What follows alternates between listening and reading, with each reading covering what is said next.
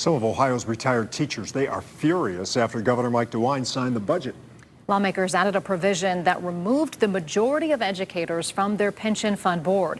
This, as a court is hearing a case to remove the board chair, accusing him of corruption. Our Columbus Bureau reporter Morgan Trout's been breaking down the issues inside STRS for the last year and explains what a new board would look like. I loved interacting with students. And after 4 decades of service, public school teacher Barry Alcock retired with his pension benefits, ones that he relies on. I'm a retired, single teacher. My income is everything I get is from me, and it's from my pension and my whatever else I have. And I can't imagine losing it. And he keeps up with what the Ohio Teachers Retirement System Board does, trusting that the educators on the board are looking out for teachers.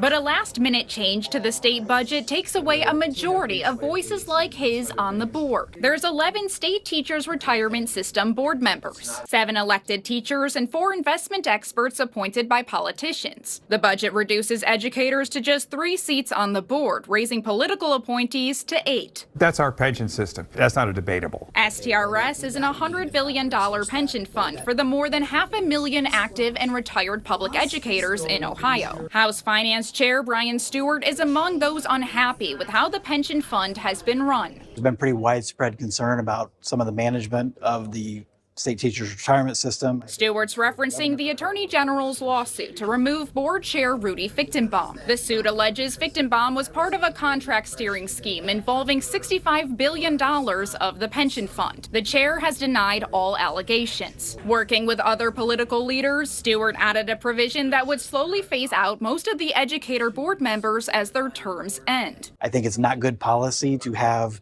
investment decisions for a public pension being made by people who are directly benefited by those decisions. Pensioners tell me they reached out in droves to Governor Mike DeWine's office, but in early July, he signed the provision into law. During a one-on-one back in April, I asked the governor what he thought about the proposal. Some lawmakers have suggested that some of the voting power should be taken away from the educators. The teachers say that that would be undemocratic.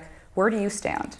Well, I've not advocated any kind of change. There's no reason that every member of that board has to be an expert in an investment, but they have to hire the right people. But Tuesday, DeWine's team tells me he was in conversations with the lawmakers about changing the makeup of the board to better protect the money. In a statement, Fichtenbaum said that this was totally undemocratic, a disservice to members, and will erode confidence in the system. Alcock agrees. Teachers don't need to be taken care of by legislators. But still, the law is set to go into effect in late September. At the Ohio State House, I'm Morgan Trout reporting.